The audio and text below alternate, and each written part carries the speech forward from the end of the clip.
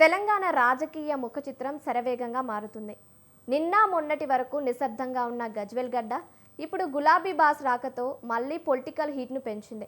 దాదాపు ఏడాది కాలంగా ప్రజలకు దూరంగా ఉన్న బీఆర్ఎస్ అధినేత కేసీఆర్ ఇప్పుడు మళ్ళీ ప్రజల గొంతుకగా మారేందుకు సిద్ధమయ్యారా? రైతు సమస్యలు, సాగునీరు, రాష్ట్ర భవిష్యత్తు గురించి ఆయన చేసిన వ్యాఖ్యలు దేనికి సంకేతం? అలాగే మరోవైపు సీనియర్ నేత జీవన్ రెడ్డి వంటి వారి రాకతో సమీకరణాలు ఎలా మారుతున్నాయి? అధికారాన్ని కోల్పోయిన తర్వాత మళ్ళీ పూర్వ వైభవం కోసం గులాబీ దళం వ్యూహాలకు పదును పెడుతోందా? కేసీఆర్ మాటలు బీఆర్ఎస్ పార్టీలో కొత్త జవసత్వాలు నింపుతాయా? రాబోయే రోజుల్లో తెలంగాణ గడ్డపై గులాబీ జెండా మళ్ళీ రెపరెపలాడబోతోందా? అసలు ప్రజల నాడి ఎలా ఉంది? గులాబీ బాస్ రీ ఎంట్రీ తెలంగాణ రాజకీయాలపై ఎలాంటి ప్రభావాన్ని చూపబోతుంది? ఇప్పుడు తెలుసుకుందాం. రైట్, ఇక ఇదే అంశానికి సంబంధించి మరిన్ని అప్డేట్స్ మా ప్రతినిధి యాదగిరి గౌడ్ లైవ్ ద్వారా అందిస్తారు. చెప్పండి యాదగిరి గౌడ్.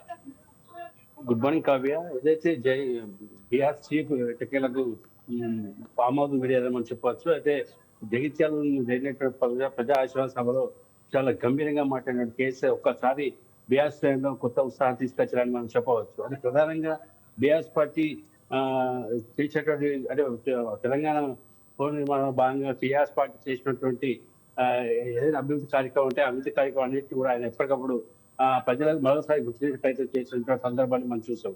అయితే ఇదే కోవలు చూసుకుంటే కనుక ఈ కాంగ్రెస్ పార్టీ పైన చేస్తున్నటువంటి కాంగ్రెస్ పార్టీ చేస్తున్న విధి విధానం ఎటువంటి కార్యక్రమాలు చేస్తున్న దాని మీద పూర్తిగా విమర్శ చేయడం జరిగింది. అయితే కాంగ్రెస్ పార్టీ ఎటువంటి ఒక వ్యూహం లేకుండా ఒక నిర్మాణమైనటువంటి దిశగా కాంగ్రెస్ పార్టీ ప్రభుత్వం పనిచేయట్లేదని ఘాటుగా విమర్శించారు. అయితే ఏదైతే ఈ జరిగినటువంటి కేసీఆర్ మీటింగ్ గతంలో లాగానే కొద్దిగా పదును కొనసాగిందని చెప్పొచ్చు. ఈ యొక్క మీటింగ్ ద్వారా బీఆర్ శ్రేణులు మొత్తం ఒక కొత్త ఉత్సాహాన్ని ఇచ్చిందని చెప్పొచ్చు. అదేవిధంగా తెలంగాణ ప్రజలు మోసపడుతున్నారు. తెలంగాణ ప్రజలు కాంగ్రెస్ పార్టీ హామీలతో మోసం చేసింది. ఇప్పుడు తల బాదుకున్న పరిస్థితి తెలంగాణ ప్రజల్లో ఉంది. ఒక 1.7% మాత్రమే ఓట్ల తేడాతో మేము ఓడిపోయాం తప్ప ప్రజల యొక్క ఆశీర్వాదం బీఆర్ పార్టీకి ఉందని చెప్పి అదే తన చెప్పుకుని వచ్చినట్టు జోరుని చూస్తూ ఉంటే ఒక ఎన్నికల వాతావరణాన్ని కల్పిస్తోంది. ఎన్నికల్లో సమీపిస్తున్నటువంటి వాతావరణాన్ని సృష్టించినటువంటి కేసీఆర్ అటు రేవంత్ రెడ్డిని ఎక్కడ కూడా రేవంత్ రెడ్డిని పేరు ప్రస్తావించకపోవడం అనేది చెప్పుకోవచ్చు. కాంగ్రెస్ పార్టీ చేస్తున్నటువంటి రుణమాఫీ లేదు, రైతు బంధు లేదు, అదే తాగునీరు ఎరువులు లేవు, ఆ కరెంటు కోతలు ఉన్నాయి. ఇన్ని కష్టాలు తమ యొక్క హయాంలో పూర్తి స్థాయిలో రాష్ట్రాన్ని ముందడుగులో నిలిపినటువంటి ఘనత మాకు బీఆర్ఎస్ పార్టీకి చెందింది. టీఆర్ఎస్ పార్టీ ద్వారా మేము ముందుకెళ్ళడం జరిగింది. తద్వారా ప్రజల సంక్షేమ అభివృద్ధి కార్యక్రమాలు మేము దూసుకెళ్ళాం. దేశంలోనే అగ్రస్థానంలో తెలంగాణ తీసుకుపోయినటువంటి ఘనత టీఆర్ఎస్ పార్టీ అని చెప్పి కేసీఆర్ చెప్పుకోవచ్చు. అదే విధంగా ఎత్తిపోతల పథకాన్ని బాలలు ఎత్తిపోత పథకాన్ని కూడా కనీసం పూర్తి చేయలేకపోయినటువంటి కాంగ్రెస్ ప్రభుత్వం ఏం చౌట మారినటువంటి ప్రభుత్వంగా తాను అభివర్ణించడం జరిగింది. అదేవిధంగా హైడ్రా పైన చాలా ఘాటుగానే స్పందించారు. తాను అధికారంలో వస్తే మాత్రం ఒక్క మొదటి సంతకంతో దాన్ని చెరువులో పడేస్తామని చెప్పేసి కూడా ప్రకటించడం జరిగింది. తద్వారా హైడ్రాతో బాధపడుతున్నటువంటి హైడ్రా పట్ల ఉన్నటువంటి హైడ్రా ద్వారా ఇబ్బంది పడుతున్నట్టు హైడ్రా ద్వారా నష్టపోతున్నటువంటి అనేక మంది మనసులను కలిగించే ప్రయత్నం చేసినటువంటి కేసీఆర్ కొంతమేర శిక్షగానే మనం చెప్పొచ్చు. అదేవిధంగా రుణమాఫీ సంబంధించిన విషయంలో కానీ ప్రభుత్వం కాంగ్రెస్ ప్రభుత్వం ప్రధానంగా ఆ రోజుల్లో ఎన్నికల ప్రచారంలో అధికారం రాగానే 15 రోజుల్లో లక్షల రుణమాఫీ చేస్తాం, ఇప్పుడే వెళ్ళి మీరు లక్షల రుణాలు తెచ్చుకోనని చెప్పి పిలిపించేట అప్పుడు కాంగ్రెస్ పార్టీ నాయకులు ఇప్పుడు ఏం చేస్తున్నారని చెప్పి ప్రశ్నించడం జరిగింది. మొత్తం మీద చూసుకుంటే కనుక జగిత్యాలలో జగన్ మొదలు పెట్టారు కేసీఆర్ అని చెప్పొచ్చు.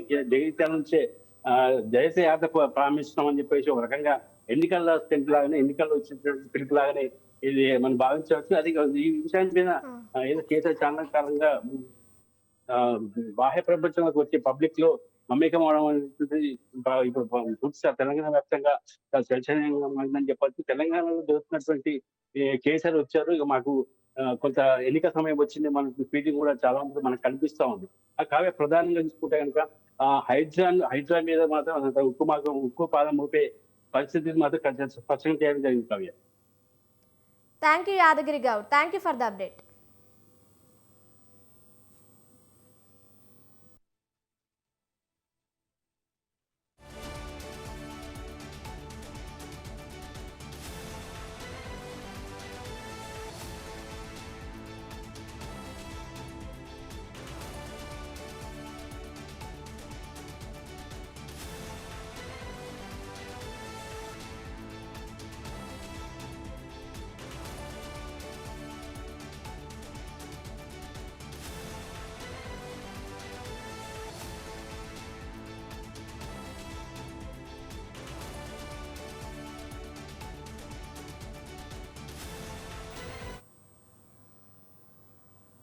రైట్, ఇక ఇదే అంశానికి సంబంధించి మరిన్ని అప్డేట్స్ ఇవ్వడానికి మా ప్రతినిధి వరంగల్ నుంచి శ్రీనివాస్ లైవ్ ద్వారా రెడీగా ఉన్నారు. శ్రీనివాస్, చెప్పండి.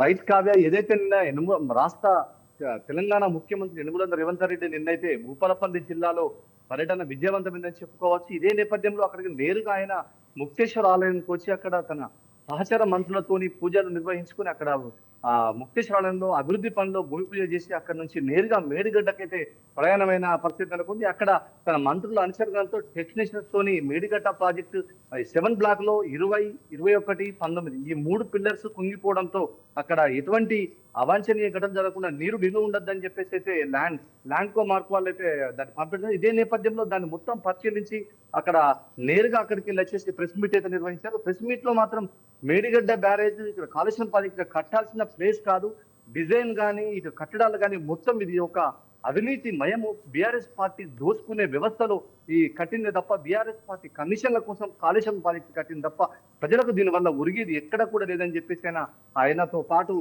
ఉత్తమ్ కుమార్ రెడ్డి కూడా ఇదే విషయాన్ని ఘాటుగా బీఆర్ఎస్ పార్టీపై స్పందించడం జరిగింది. ఇదే నేపథ్యంలో ఆడికెళ్ళి యనుమల రేవంత్ రెడ్డి కూడా బీఆర్ఎస్ పార్టీ అవినీతిమయం, బీఆర్ఎస్ పార్టీ కమిషన్ల కోసమే కాళేశ్వరం ప్రాజెక్టు కట్టిందని చెప్పేసి మేము బీజేపీ ప్రభుత్వానికి బీజేపీ తెలంగాణలో ఉన్నైతే కేంద్ర మంత్రులు కిషన్ రెడ్డి కానీ ఇటు ఇంకో మంత్రికి కానీ మేము సిబిఐ ఎంక్వైరీ చేస్తే మేము ఇమీడియట్లీ దాని వల్ల అరెస్ట్ చేపిస్తామని పగట్టాలు కలిపి అబద్ధపు అసత్యపు మాటలు చెప్పి ఈ రోజు వరకు బీఆర్ఎస్ పార్టీతో కుమ్మక్కనే బీజేపీ వాళ్ళని కనుక సిబిఐ ఎంక్వైరీలో ముందుకు పోకుండా చేస్తున్న వైనమైతే నెలకొందని చెప్పేసి అయితే రాష్ట్ర ముఖ్యమంత్రి యనుమల రేవంత్ రెడ్డి బీఆర్ఎస్ పార్టీ మీద తీవ్ర వ్యతిరేకించి ఆయన దూషించడం జరిగింది. ఇదే నేపథ్యంలో ఆడికెళ్ళి నేరుగా వెళ్ళి భూపాలపల్లి జిల్లాలోని కాటారం మండలం నాస్తారపల్లి గ్రామంలో కాంగ్రెస్ పార్టీ భారీ బహిరంగ సభ అయితే అక్కడ నిర్వహించింది. అక్కడ నుంచి రైతు బంధుకు 530 కోట్ల రూపాయలని ఈ సెకండ్ విడత క్రాప్ లో మేము విడుదల చేస్తున్నాం, ప్రజాపాలన మేము సాగిస్తుంటే ఇది చూడలేక బీఆర్ఎస్ పార్టీ మా మీద అసత్య ప్రచారాలు చేసి మా ప్రభుత్వాన్ని కూలదోస్తాం, చేస్తామని చెప్పేసి కేసీఆర్ గాని హరీష్ రావు మా సీమలు పెట్టిన పుట్టలో పాములు దూరినట్టు తన కుమారుడైన హరీష్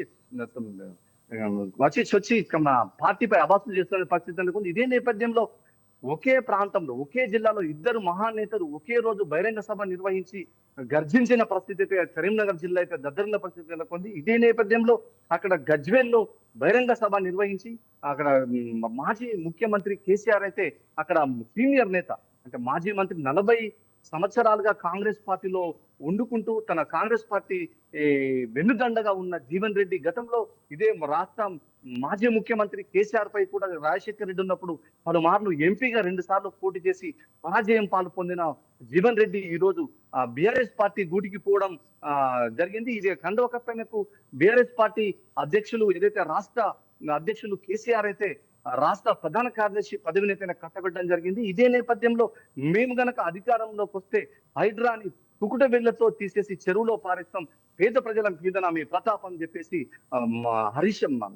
మాజీ ముఖ్యమంత్రి కేసీఆర్ అయితే కాంగ్రెస్ పార్టీపై తీవ్రంగా గర్జించడం జరిగింది. జగిత్యాల గడ్డలో బహిరంగ సభలో టిఆర్ఎస్ పార్టీ జోష్ అందుకుందని చెప్పవచ్చు.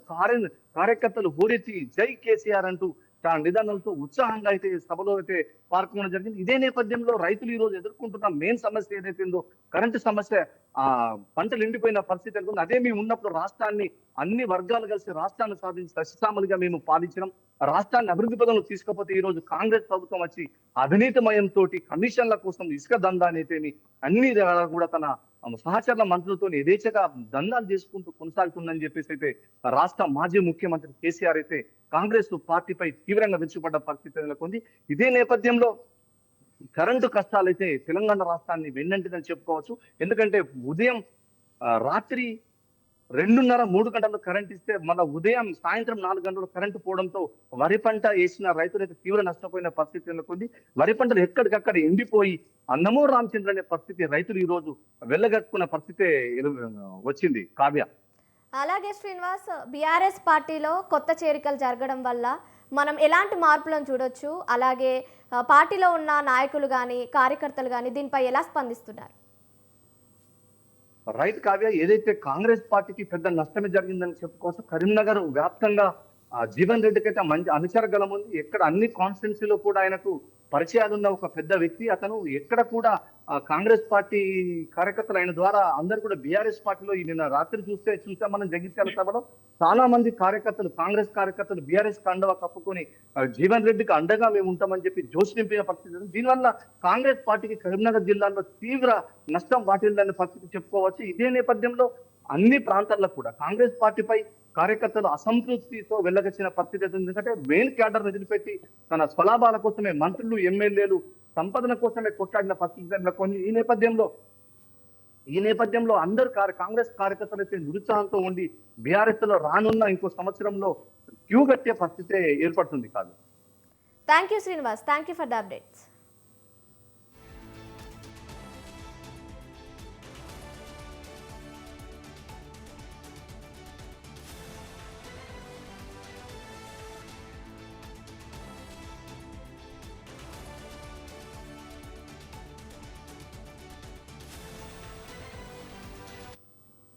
తెలంగాణ రాజకీయ ముఖ చిత్రం శరవేగంగా మారుతుంది. నిన్న మొన్నటి వరకు నిశ్శబ్దంగా ఉన్న గజ్వెల్ గడ్డ ఇప్పుడు గులాబీ బాస్ రాకతో మళ్ళీ పొలిటికల్ హీట్ను పెంచింది. దాదాపు ఏడాది కాలంగా ప్రజలకు దూరంగా ఉన్న బీఆర్ఎస్ అధినేత కేసీఆర్ ఇప్పుడు మళ్ళీ ప్రజల గొంతుకగా మారేందుకు సిద్ధమయ్యారా?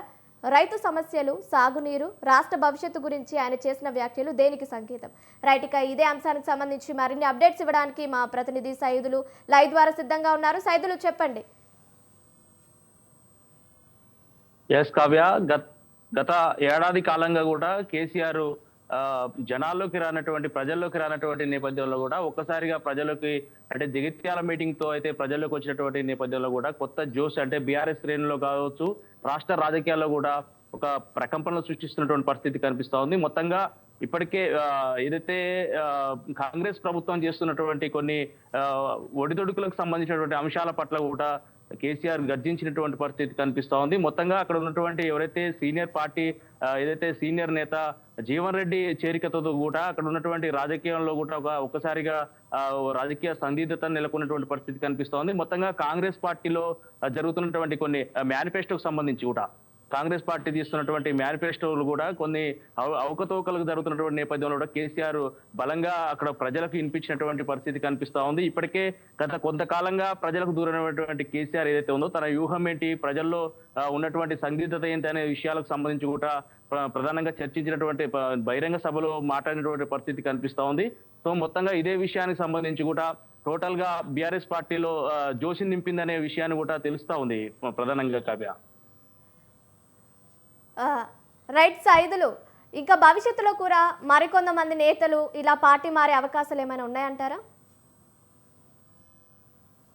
ఒరవడి అని చెప్పుకోవచ్చు. ఎందుకంటే ఏదైతే కాంగ్రెస్ పార్టీ చేస్తున్నటువంటి కొన్ని అవినీతి అక్రమాలతో పాటు మేనిఫెస్టోను కూడా సరైనటువంటి విధానంగా నడిపిస్తలేరంటూ కేసీఆర్ చెప్తున్నటువంటి నేపథ్యంలో కూడా టోటల్ గా తెలంగాణ రాష్ట్ర వ్యాప్తంగా కూడా నిన్న జరిగినటువంటి బహిరంగ సభ యొక్క వేదికగా కానుంది. దీనికి సంబంధించి కూడా రాజకీయ ప్రకంపనలు సృష్టించే విధంగా కూడా ఉన్నాయంటూ కూడా తెలుస్తున్నటువంటి పరిస్థితి కనిపిస్తోంది. మొత్తంగా కూడా ఏదైతే జీవన్ రెడ్డి రాకతో పాటు దానికి సంబంధించినటువంటి టోటల్ గా రాష్ట్ర వ్యాప్తంగా కూడా కొంత సీనియర్స్ తో పాటు ఇప్పటికే పార్టీలో కొంతమంది దానికి సంబంధించినటువంటి ఎవరైతే కేసీఆర్ ఉన్నారో కేసీఆర్ కి సంబంధించినటువంటి పార్టీ అధిష్టానంతో కూడా చర్చలు చేస్తున్నటువంటి నేపథ్యంలో కూడా ప్రస్తుతం రాజకీయ కోణంలో కూడా ఇంకా చేరే అవకాశాలు కూడా కనిపిస్తా ఉన్నాయి. మొత్తంగా నిన్న జరిగినటువంటి జగిత్యాల మీటింగ్ కు సంబంధించి కూడా మొత్తం కొత్త జోషును అయితే కనబరిచిన పరిస్థితి కనిపిస్తా ఉంది.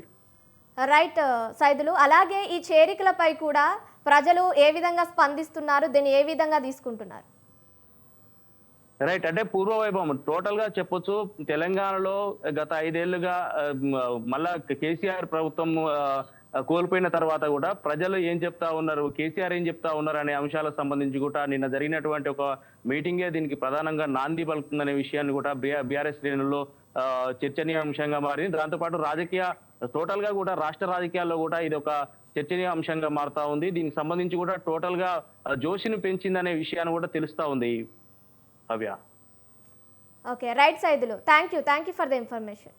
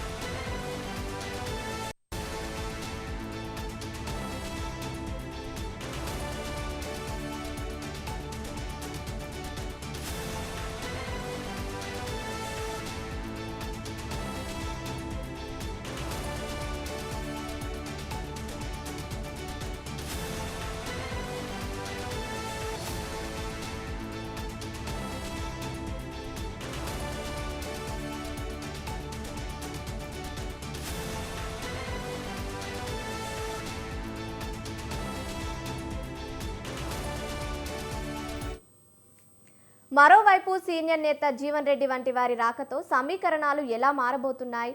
అధికారాన్ని కోల్పోయిన తర్వాత మళ్ళీ పూర్వ వైభవం కోసం గులాబీ దళం వ్యూహాలకు పదును పెడుతోందా? కేసీఆర్ మాటలు బీఆర్ఎస్ పార్టీలో కొత్త జవసత్వాలు నింపుతాయా? రాబోయే రోజుల్లో తెలంగాణ గడ్డపై గులాబీ జెండా మళ్ళీ రెపరెపలాడబోతోందా? అసలు ప్రజల నాడి ఎలా ఉంది? గులాబీ బాస్ రీ ఎంట్రీ తెలంగాణ రాజకీయాలపై ఎలాంటి ప్రభావాన్ని చూపబోతుంది? ఇప్పుడు తెలుసుకుందాం.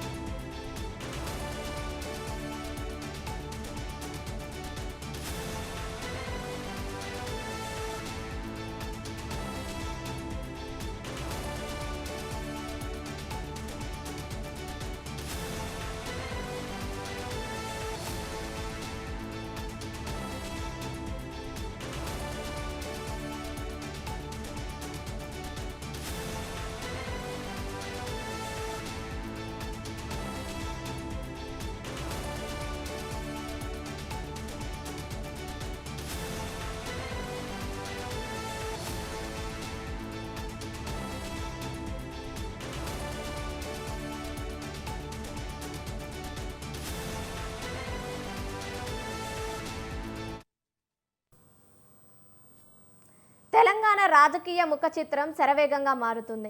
నిన్న మొన్నటి వరకు నిశ్శబ్దంగా ఉన్న గజ్వెల్ గడ్డ ఇప్పుడు గులాబీ బాస్ రాకతో మళ్ళీ పొలిటికల్ హీట్ను పెంచింది. దాదాపు ఏడాది కాలంగా ప్రజలకు దూరంగా ఉన్న బీఆర్ఎస్ అధినేత కేసీఆర్ ఇప్పుడు మళ్ళీ ప్రజల గొంతుకగా మారేందుకు సిద్ధమయ్యారా? రైతు సమస్యలు, సాగునీరు, రాష్ట్ర భవిష్యత్తు గురించి ఆయన చేసిన వ్యాఖ్యలు దేనికి సంకేతం? అలాగే మరోవైపు సీనియర్ నేత జీవన్ రెడ్డి వంటి వారి రాకతో సమీకరణాలు ఎలా మారుతున్నాయి? అధికారాన్ని కోల్పోయిన తర్వాత మళ్ళీ పూర్వ వైభవం కోసం గులాబీ దళం వ్యూహాలకు పదును పెడుతోందా? కేసీఆర్ మాటలు బీఆర్ఎస్ పార్టీలో కొత్త జవసత్వాలు నింపుతాయా? రాబోయే రోజుల్లో తెలంగాణ గడ్డపై గులాబీ జెండా మళ్ళీ రెపరెపలాడబోతోందా? అసలు ప్రజల నాడి ఎలా ఉంది? గులాబీ బాస్ రీ ఎంట్రీ తెలంగాణ రాజకీయాలపై ఎలాంటి ప్రభావాన్ని చూపబోతుంది? ఇప్పుడు తెలుసుకుందాం.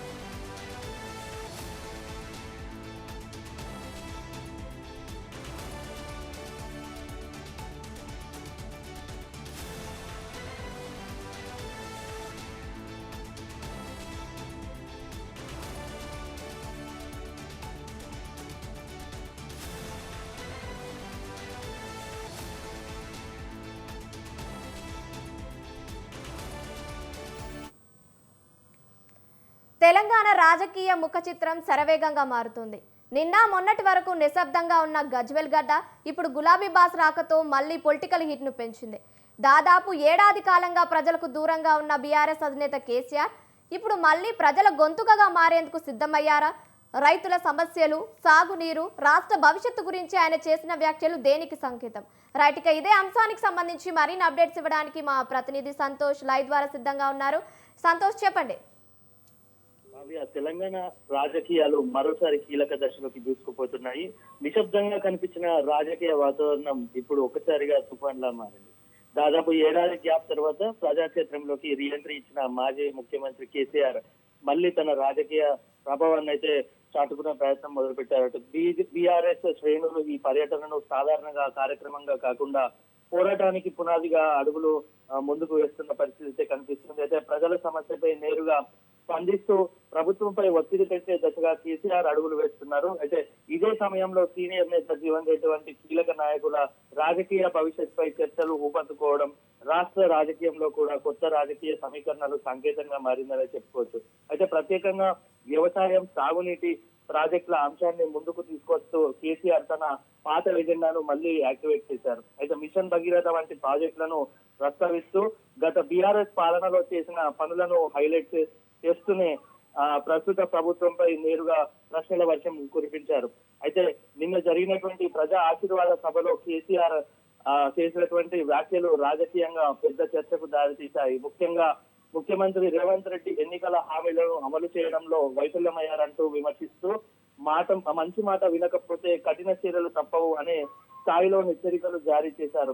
ఈ వ్యాఖ్యలు కేవలం విమర్శలకే పరిమితం కాకుండా భవిష్యత్ తరంలో మరింత దూకుడు రాజకీయాలను సంకేతంగా కనిపిస్తున్నాయి. అయితే ఇల్లు కట్టాం, నీళ్లు ఇచ్చాం, మరి ఇప్పుడు ఎందుకు సమస్యలు వస్తున్నాయి అనే ప్రశ్నతో ప్రజల్లో సందేహాలు రేకెత్తించే ప్రయత్నం చేశారు కేసీఆర్. అయితే ఇదే సమయంలో కేసీఆర్ పై కాంగ్రెస్ పార్టీపై బోగస్ హామీలు అనే ముద్ర వేస్తూ ప్రజల్లో అసంతృప్తిని పెంచే దిశగా తన వ్యూహాన్ని ముందుకు తీసుకొస్తున్నారు. ఇక రాజకీయంగా అత్యంత ఆసక్తికరమైన అంశం రేవంత్ రెడ్డి పోవాలి, కేసీఆర్ రావాలి అనే నినాదం మళ్ళీ వినిపించడం. ఇదే కేవలం ఒక నినాదమా లేక మరో ఉద్యమానికి నిజమా అన్నది ఇప్పుడు చర్చనీయాంశంగా మారింది. సో క్యాడర్ కొత్త ఉత్సాహం నింపడం, గ్రామ స్థాయి నుంచే పార్టీని మళ్ళీ బలోపేతం చేయడం, వచ్చే ఎన్నికలను టార్గెట్ గా పెట్టుకొని వ్యూహాలను పదును పెట్టడం, ఈ 3 దశల్లో గులాబీ పార్టీ స్పష్టమైన రోడ్ మ్యాప్ ను ముందుకు వేస్తున్నట్టుగా కూడా కనిపిస్తుంది. అయితే మొత్తంగా కూడా ఇక్కడ ఒక ప్రశ్న మాత్రం అలాగే మిగిలింది. కేసీఆర్ ఈ రీఎంట్రీతో బీఆర్ఎస్ కు మళ్ళీ పాత జోష్ వస్తుందా? ప్రజల్లో మళ్ళీ నమ్మకం పొందగలుగుతుందా? కేసీఆర్ వేస్తున్న ఈ రాజకీయ అడుగులు అధికారానికి దారితీస్తాయా అనే ప్రశ్నలు అయితే తెలంగాణ రాజకీయాల్లో ఇప్పుడు ప్రతి కదలికలు భవిష్యత్ సమీకరణను నిర్ణయించేలా మారుతుంది కావ్య. అలాగే సంతోష్, మనం చూసుకున్నట్టయితే బీఆర్ఎస్ బహిరంగ సభ పెట్టింది. దానికి మాజీ మంత్రి హరీష్ రావు హాజరు కాలేదు. అతను ఢిల్లీకి పయనమయ్యారనే ప్రచారం జరుగుతుంది. దీన్ని మనం ఏ విధంగా చూసుకోవచ్చు? అంటే నిన్న జరిగినటువంటి ప్రజా ఆశీర్వాద సభకి బీఆర్ఎస్ వర్కింగ్ ప్రెసిడెంట్ కేటీఆర్, మాజీ మంత్రి హరీష్ రావు ఆశీర్వాద సభకు రాకపోవడం కొంతవరకు విమర్శలకైతే దారితీశాయి. కానీ అంటే కాంగ్రెస్ జగిత్యాల ఎమ్మెల్యే సంజయ్ కూడా కొంతవరకు విమర్శలు తీసుకొచ్చారు.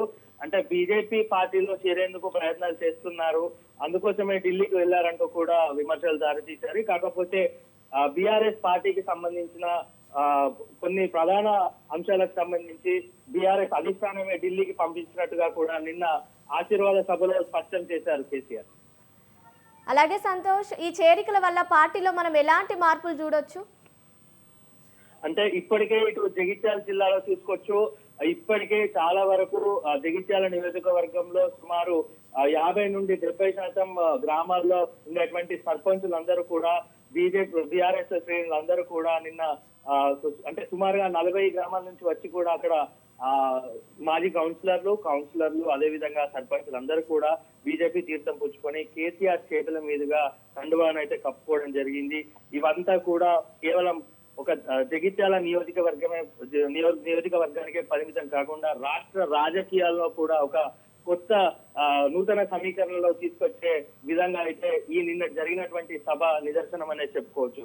దీనివల్ల ఇటు నిన్న ప్రశ్నల వర్షం కురిపించినటువంటి కేసీఆర్ ఇటు ముఖ్యమంత్రి రేవంత్ రెడ్డి ఈ మాటల తూటాలతో ప్రశ్నలు అయితే కురిపించారు. దీంతో కొత్త రకమైన సీట్ అందుకునే విషయం అయితే స్పష్టంగా కనిపిస్తుంది. Thank you Santosh, thank you for the updates.